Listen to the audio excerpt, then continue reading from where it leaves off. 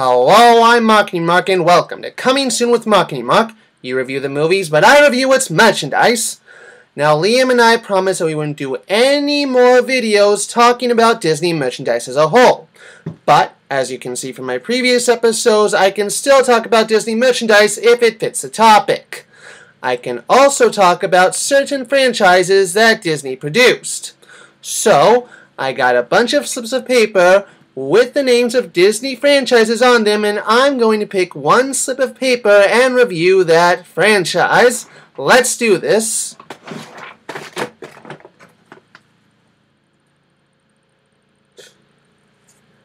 Let's do another one. Objection! Huh? Always wanted to do that. Mad Andy? Yep. Why are you in a courtroom? Irrelevant!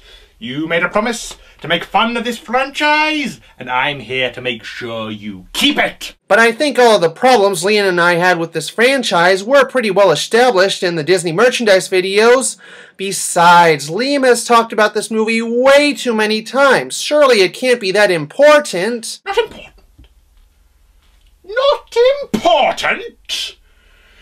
Keeping your promises is not important. I don't even know who you are, and I think it's important. What? Hang on. Do you even know what franchise I'm talking about? No, does it matter? The Lion King. Oh. In that case, I think you'd best review it post-haste. Big cats with guns that shoot lava can be fairly unpredictable, you know.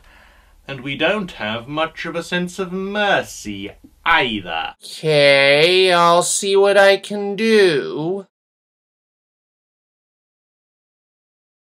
So after looking some Lion King merchandise, I did find some odd things, like Lion King thongs. Okay, Disney didn't actually license those, but they did license Lion King shampoo and Lion King cologne, because I want to smell like a wild animal. Although for the former, there have been other movies starring animals that had shampoos. I guess kids like smelling like animals. Don't see the appeal personally. Though that's not the only odd merchandise, there are many merchandise that makes them look different, giving them different colors, making them look like Derpy, and putting their head over another character's body. What made them do that? Beet juice in the house. This is your brains on drugs. Now let's look at Disney World merchandise. You see, sometimes Disney World makes pins based off their movies, and there are two Lion King pins I found that were really weird. You know how I said the Lion King characters look different on their merchandise sometimes? Well, on this pin, Scar looks a lot bulkier. If it wasn't for the beard, I'd think that was Kovu. Speaking of Scar, there's another pin where they made him look like one of the good guys. Also, the villain of the Lion King 2, Zira, is made to look like a good guy in this Lion King 2 puzzle. What's next? An Ariel and Ursula Tea Party set? A VHS cover of Jungle Clubs where they make Shere Khan look like one of the good guys? I guess they feel they can get away with making the villains look like good guys as long as they're animals. Weird double standard. Now let's look at covers. Now, is it me, or does the cover of the Lion King 2's Blu-ray look weird? I mean, it has a woman and a child with a beard. That's just creepy. Wrong. Unnatural. Let's also look at the video game poster for the Lion King. Is it me, or does it make Simba look like a dick? Seriously, it looks like he's being angry at Scar while Scar is just trying to be nice to him. Sure, he would deserve that response in the movie itself, but out of context, it just looks weird.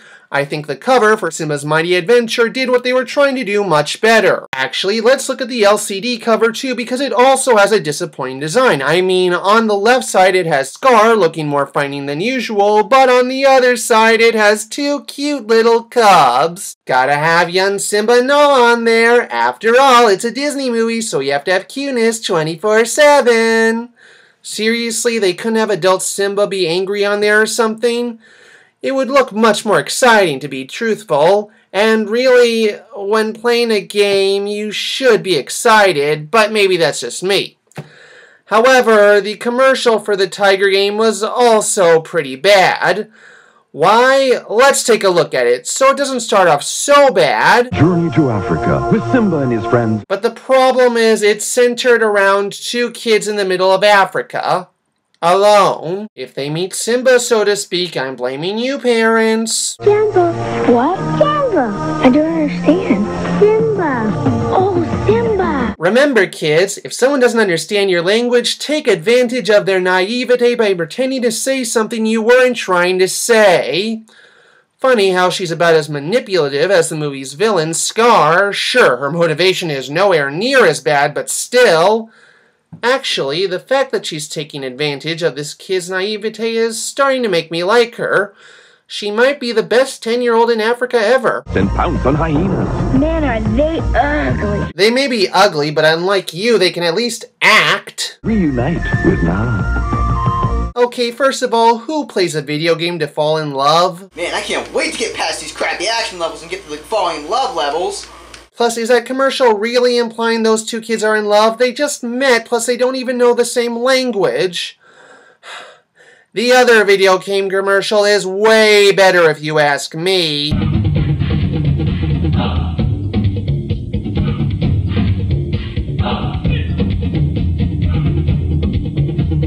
Although the commercial for the Lion King's Activity Center is weird too. Why? Well, you know how in the movie the lions are the good guys and the hyenas are the bad guys? Outfox the lion. Come face to face with wild animals. Harmonize with the hyena. Yeah, in the commercial, the hyenas are seen as good and the lions are seen as bad. Seriously, between this and the Burger King commercials having everybody seen The Lion Sleeps Tonight, somebody in this movie's marketing department really hates lions. Now let's look at its 3D re-release. If there's one odd thing I found about its 3D re-release promotion, it's that it tied itself in with fatherhood.gov. Now, I'm not saying they're tying themselves in with a bad organization, but I have to wonder, would anyone actually think, those animated lions are right, I should be a good dad? Now, I know that the father-son relationship plays a big part in the movie, and I don't mind any other advertising that focuses on that, but actually tying yourselves in with a parenthood organization? I'm not sure about that. Also, its tie-in commercial for fatherhood.gov has to have the worst James Earl Jones impersonator I've ever heard. Sadly, this isn't the only time this franchise has suffered from poor impersonators. Oh, we were just having some fun. I forgot to count myself. I did forget to count myself. Would you hurry it up there, Plumper? We're wasting valuable time. But I wonder, why did they redub it anyway? Is it because people were mentally scarred by this? Another thing about its promotion for its 3D re-release is that it tied itself in with Subway.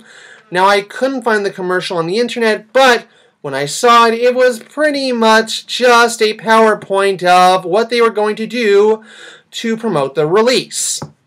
Come on, Subway, couldn't you film an actual commercial for it? You did one for Brave. Really? You couldn't find it on YouTube? Why does no one upload Disney's Subway commercials? Now, most movies have a behind-the-scenes special, and The Lion King is no different. I mention this because, while the behind-the-scenes special is just a normal special, for the most part, I did find some odd things with it. First off, Robert Guillaume sounds like he's reading off of cue cards. In The Lion King, a lion cub tries to follow in the paw prints of a great lion king, like this one. Can he do it or not? That is the age-old question. I guess he forgot how to act and had Dave Thomas teach him. My daughter, when he said, Dad, these cubs are Major Cool. You know, they're pretty nifty, too. And whenever he's on screen, he's joined by a lion, but the lion doesn't do anything. It's just there. I know there's only so many things you can do with something that can't talk, but still, it just seems like it's there for absolutely no reason except for very obvious, well, reasons. What's really peculiar, though, is that Matthew Broderick, who voices the lead, is only shown twice. You'd think, considering he voices the main character, he'd be in it more. Also, in the montage of voice actors, why'd they use a shot of him where he looks bored? I'm sure he didn't look that bored throughout the whole process, though I do agree with Liam that he didn't do a very good job, but still, couldn't they have used another scene? Like a clip of him recording this line? How did you... Where did you come from? This is cool. It's great to see you. Would fit the tone better. Now let's look at a tie-in commercial from 1994. Now on my show we've had terrible or awesome child actors, But in its Cheerios commercial, it had this little girl give the most enthusiastic performance I've ever seen. And hey, it even changes color in milk. Wow, that's interesting. I want to buy that. I also find it interesting that in the commercial, the two kids they used are a black kid and a little girl. I'll explain why later. Now let's look at the merchandise for the Broadway show. Now Liam has praised the merchandise for the Broadway show for sticking close to the tone of the show as opposed to the merchandise for its predecessor, which didn't stick so close to its tone. However, that doesn't mean there weren't some odd merchandise for the Broadway show out there. For example, this was one of its commercials.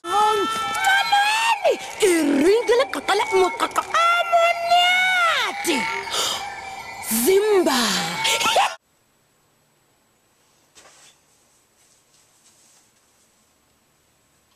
Hey Bob, you said you and your kids like that Lion King, right? Yeah?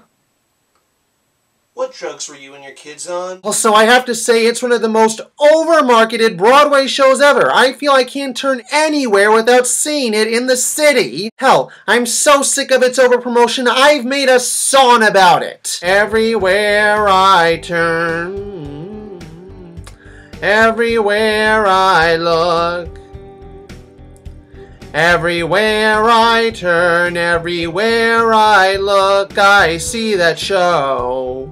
Actually, I was just in the city, and guess what I found in the bottom of my shoe? This. How did this get in here? Now let's look at some merchandise for the sequels, because they've had some interesting merchandise too. Now, if there's anything that's caused the Lion King controversy, besides that, it's that many people thought it was sexist and racist. To keep the lighthearted nature of my show, I won't say why, but if you're curious, look it up. Now, it seems like they tried to fix this with The Lion King 2 by having an anti-racism message and a female lead. Unfortunately, in 2004, when The Lion King 2 was re-released on DVD, it seems nobody told the marketing department that they were trying to be more careful about being sexist and racist, because this TV spot for The Lion King 2 is pretty damn sexist. It's gonna be like old times. You, me, and the little guy. It is a girl. Girl! I mean, sure, in the movie itself, Timon and Pumbaa were looked down upon for saying that, but the commercial kind of implies it right. That having a girl is worse than having a boy. Also, The Lion King 1.5 had a terrible TV spot as well, as it had a TV spot that centered entirely around a fart joke. Think I'm turning for the night. The Lion King 1.5, rated G. I'm out. Right behind you. Really, Disney? That's the best joke you could find to center on? Come on, Disney. The Lion King 1.5 also had the most generic commercial I've ever seen for its Kid Cuisine tie-in. You know those commercial parodies where a person stands or sits around while the narrator tells them about the product? Hey, you! No, over here. Do you like your breakfast cereal? Mm-hmm. It's that type of commercial. Don't worry, Kid Cuisine's got bugs. Bugs? And yet it's not supposed to be a parody. Oh, and hi, dated CGI. Now to change course, remember that adorable commercial on the Lion King VHS where the kid tells his little brother about Disney World? Is it me, or does the little kid seem a little disturbed by his brother's behavior? Larry, it's like no place you've ever been in your whole life. Oh my god, he's losing it. Now this is a mistake that a lot of first-timers make. They've got all these unbelievable rides and cool stuff to do. If you try to do it all at once, you'll be sleeping like a baby by lunchtime. Oh god, he's gone off the deep end. I get what they were going for, is that he was making him nervous, but he doesn't look nervous about the trip. He looks nervous because he's worried about his brother's sanity. Speaking of creepy, this Disney Adventures commercial from Australia has really creepy animation. What do I look for in a magazine? Huh, adventure. The silence at the beginning doesn't help. If you're wondering what this has to do with The Lion King, well, at one point in the commercial, they actually show a picture for the Lion King CD. So, ha! Now I have to agree with Liam that The Lion King wasn't very funny, but its soundtrack commercial was.